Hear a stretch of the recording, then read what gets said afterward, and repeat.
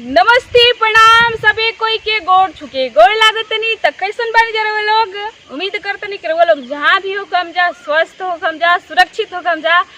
तो वो लोग के बीच में फिर से एगो चटकदार गमकदार बिंदास लेके आ गई बनी झूमर गीत। अरे कितना लोग भेटाइल तो हर बात अलगे बा, तोहरे के दिलवा दे हम बोले जाते अलगे बा। ना ना ना ना ना ना ई गाना नहीं की तो खेसारी फेंके बा इतना लोग सुनाई हो समझा। रंग रूट में जाता नहीं आई तो पीछे हमने की जा रही है जा।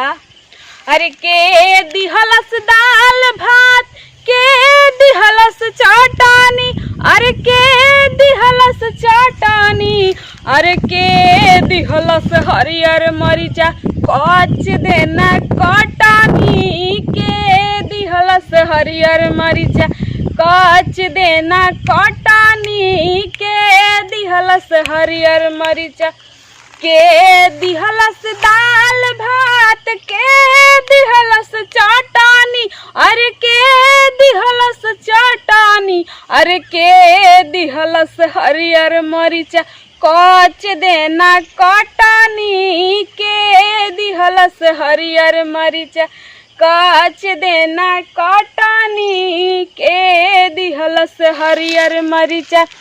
सास दिहली दाल भात, ननद दिहली चटानी, सास दिहली दाल भात, ननद दिहली चटानी, अरे ननद दिहली चटानी, बालमुआ दिहल हरियर मरीचा कच देना कटानी, साजनवा दिहले हरियर मरीचा कच देना कटानी, बालमुआ दिहले हरियर मरीचा।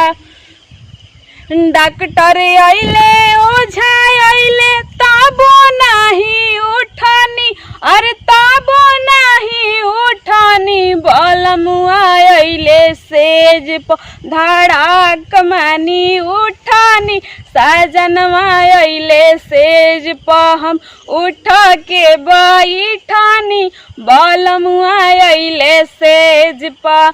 के दिहलस दाल भात, के दिहलस चटानी, अरे के दिहलस चटानी, रे के दिहलस हरियर मरीचा कच देना कटानी, के दिहलस हरियर मरीचा कच देना कटानी, के दिहलस हरियर मरीचा।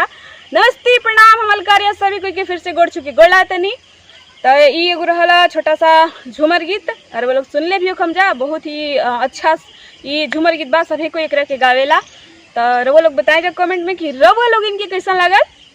अरे ऐसा ही हंसते मुस्कुराते रही जा और जितना प्यार दिल बरौली में जा और ज़्यादा ज़्यादा देवत रही जा। बहुत अच्छा लगा था हमके, बहुत हम खुश बानी कि वो लोग के ढेर सारा बोरिया भर भर के प्यार मिला था। तो ऐसा ही अपन प्यार बनौले रखी जा। तब तक के लिए दी विदाई, अगला वीडियो में फिर से मिल जाए। अच्छा वीडियो लगा तो लाइक कमेंट और शेयर धका के करी जा।